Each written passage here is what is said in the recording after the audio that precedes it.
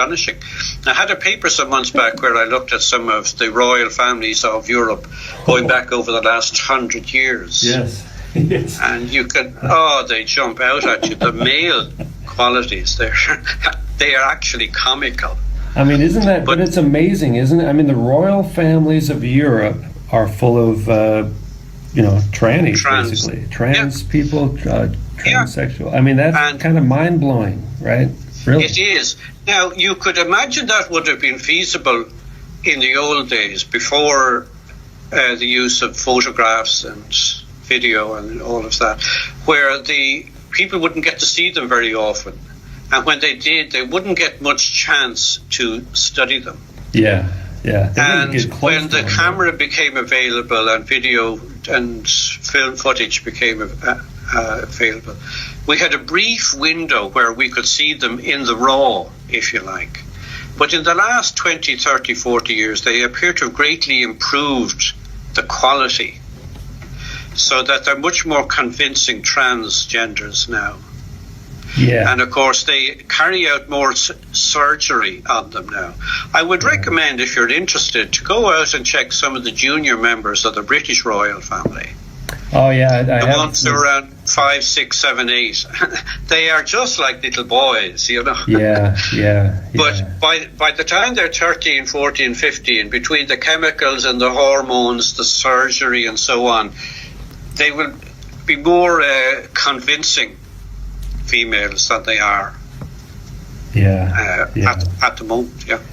Yeah, it's just such a strange thing to do, for just normal people like us. We just think, why would anybody want to change their gender or pull out, try to do this deception?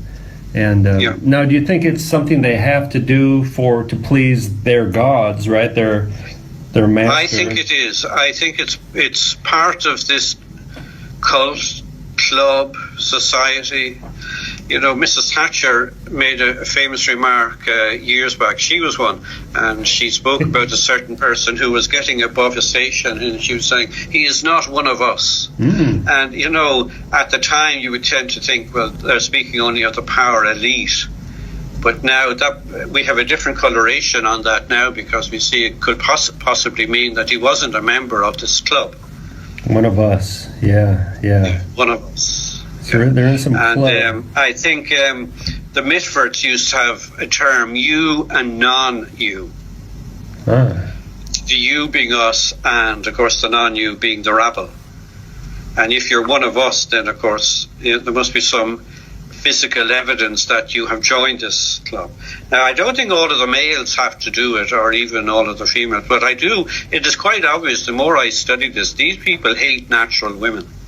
Yeah. They hate natural childbirth, they hate natural marriage, they hate natural families. Yes. Is that their hatred of humanity in general, or what is well, that it seems to be whether Satan hates women more than men, and this is carried through, or whether it's part of a general strategy that they are following to wipe out the family, separate sex and marriage, separate the rearing of children from their parents, so that the state raises and brainwashes the child, and where generation takes place without the uterus, because the striking feature of an androgyne is the thing you can't see.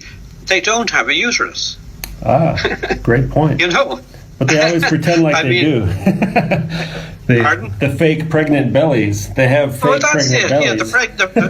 The fake pregnancy. But this is what they all have in common. The men who are men don't have a uterus, and the women who are actually men don't. Yes.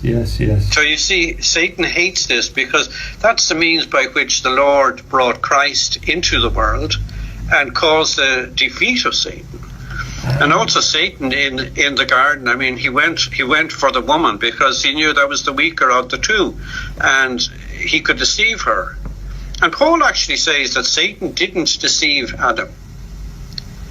Okay. Adam rebelled. You see, Adam had this amazingly beautiful partner. The most beautiful woman who ever lived. Yeah.